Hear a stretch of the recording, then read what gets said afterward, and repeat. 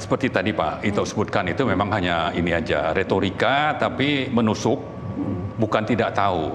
Tapi yang jauh lebih penting adalah ini statement ini jangan berhenti di situ dan tidak ada follow up. Nanti kalau seperti itu adanya, orang bisa menyebut Pak Prabowo itu hanya presiden omon-omon. Air kan banyak di mana-mana. Kok usah habis, Bu? Iya, air memang banyak sayang, tapi air itu nggak semuanya layak dan bisa langsung digunakan. Makanya kita harus bijak menggunakan air bersih yang tersedia bagi kita. Menghemat air bukan sekedar kebiasaan baik, tetapi langkah nyata untuk menjaga ketersediaannya bagi generasi mendatang.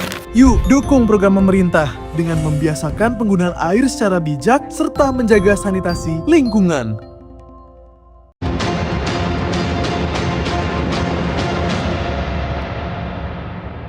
Pertanyaan terakhir, Pak Ito, dari perspektif mantan Kabar Eskrim, ketika Presiden bertanya, ya, masa ada 1000 tambang ilegal, nggak tahu sih. Menurut Pak Ito, apa jawaban paling jujur yang harus diberikan oleh sistem penegakan hukum kita?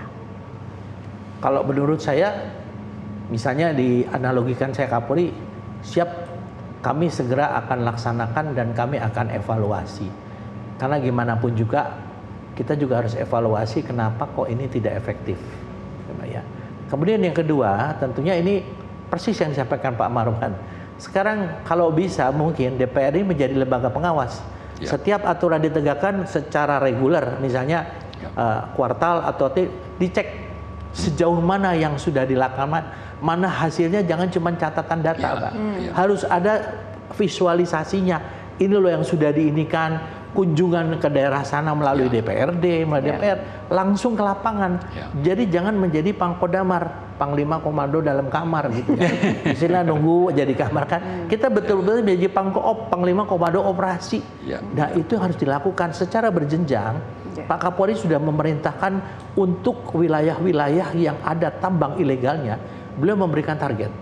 Ini untuk saya sampaikan bocorannya ya, karena saya penasihat ahli Kapolri. Beliau menyampaikan saat ini saya perintahkan semua Kapolda Kapolres yang ada tambang ilegalnya, saya minta progress reportnya, apa yang sudah dilakukan, hasilnya apa, dan beliau mintanya secara visual, tidak lagi hanya berdasarkan laporan saja.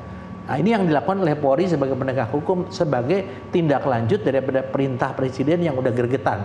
Presiden kan ngomongnya itu kan seperti nyindir gitu kan, masa nggak tahu. Tapi kalau sebagai seorang bawahan itu sangat menusuk di hati kan, kalau masa nggak tahu kan berarti kan kalau dianalogikan tuh sebenarnya kamu udah tahu. Udah gitu tahu kan. kok masih nanya gitu. Kamu gitu.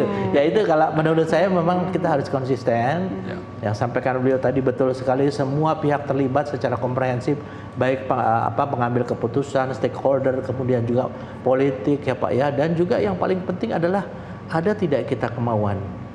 Kalau udah ada kemauan, ada tidak kita keberanian. Ada kemauan tanpa ada keberanian, nothing. Ya, ada keberanian, tidak ada kemauan, nggak mungkin. Nah, semua ini harus dimulai dari bagaimana kita menata kembali aturan-aturan hukum yang akan menjadi pedoman bagi Polri untuk menegakkan aturan itu. Silahkan nanti dinilai pengawasannya apakah oleh DPR, oleh Presiden, oleh kementerian terkait, atau oleh Satgas.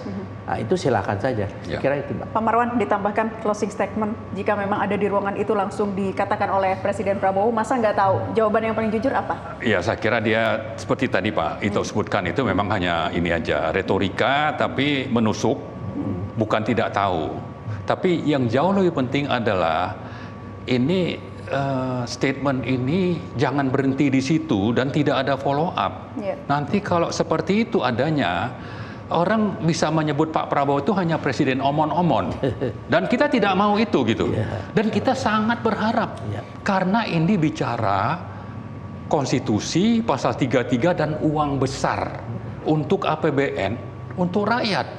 Jadi sangat-sangat signifikan untuk benar-benar dilaksanakan secara konsisten, profesional, dan ditindaklanjuti dengan terukur tadi. Jadi sangat penting ini bagi presiden dan kita apresiasi, tapi jangan berhenti di situ, gitulah intinya. Ya.